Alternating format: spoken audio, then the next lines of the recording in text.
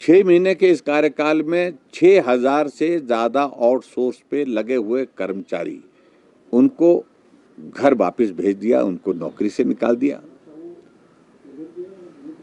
6 महीने के कार्यकाल में हिमाचल प्रदेश में चारों तरफ कानून व्यवस्था की सारी धज्जियां उड़ रही हैं। माफिया राज इस प्रकार का प्रभावी हो रहा है, कि सरकार के ऊपर इतने गंभीर आरोप जो है वो लग रहे हैं, जिनको आज हम देखते हैं कि वो लोगों के बीच में चौक चौराहे पे चर्चा का विषय बने हुए हैं। भ्रष्टाचार के आरोप, अधिकारियों के ऊपर आरोप, नेताओं के ऊपर आरोप। इंडस्ट्री वाले इलाके में, इंडस्ट्रियल एरिया में तो परिस्थिति ही अलग तरह की हो गई है।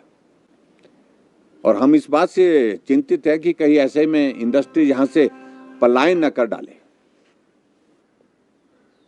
ये इस प्रकार के हालात पैदा कर दिए। तो ये सारी चीजें 6 महीने के इस कार्यकाल में रही हैं। हालांकि हम ऐसा उम्मीद करते थे कि नए मुख्यमंत्री बने हैं तो स्वाभाविक रूप से कुछ अच्छा होगा, अच्छा करेंगे। ओपीएस के मामले को लेकर के उनने घोषणा की, निर्णय करने के बाद अभिनंदन, उनका स्वागत करने की रैली भी हो गई।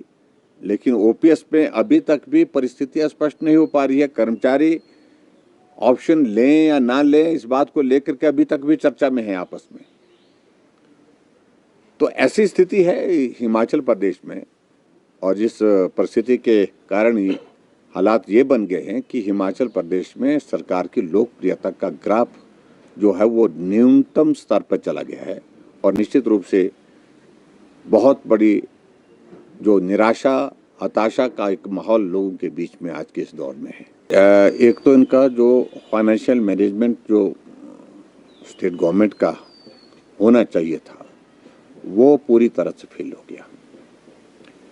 और दूसरी बात, ये किसी चीज़ को गंभीरता से ले ही नहीं। ये सत्ता का सुख भोगने के लिए आए हैं। प्रदेश की हालत अच्छी हो, प्रदेश की स्थिति अच्छी हो आर्थिक दृष्टि से, ये इनका सोच का विषय ही नहीं है। दूसरी बात, ये ब्लेम इस प्रकार से करने की कोशिश कर रहे हैं कि जैसे आज भी मैं देख रहा था कि कुछ अखबारों में स्टेटमेंट्स आई हैं, कहा कि केंद्र सरकार हमको जो है वो जो ग्रांट मिलनी थी, जो पैसा हिमाचल के लिए मिलना था, उसमें रोक लगा रही है।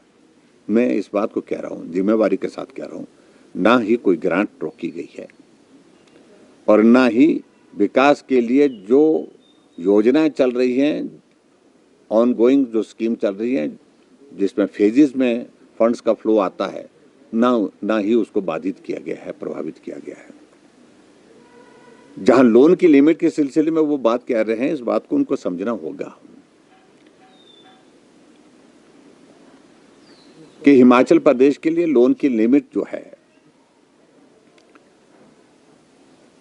वो 3.5% के हिसाब से जो है वो जो बनती है, उसको कभी भी केंद्र ने प्रभावित नहीं किया है। केंद्र ने उस पर कुछ नहीं कहा है। जो जीडीपी के हिसाब से हमारे हिमाचल प्रदेश के लिए लोन की लिमिट वो 3.5% है, और कांग्रेस ने उसको बढ़ा करके 6% कर दिया था 1 साल के लिए। और ऐसी परिस्थिति में प्रदेश अंधाधुंध लोन ना ले, ये जिम्मेवारी केंद्र की भी है। और केंद्र ने एडवाइस किया है कि ऐसे में आपको थोड़ा सा लोन लेने के लिए जो है उसमें थोड़ी रिस्ट्रिक्शन लगाने की बात कही है। और एक प्रदेश के लिए नहीं, पूरे देश भर में जिन जिन राज्यों को कुछ कहने की आवश्यकता थी, उनके लिए रूटीन में सारी बात कही है।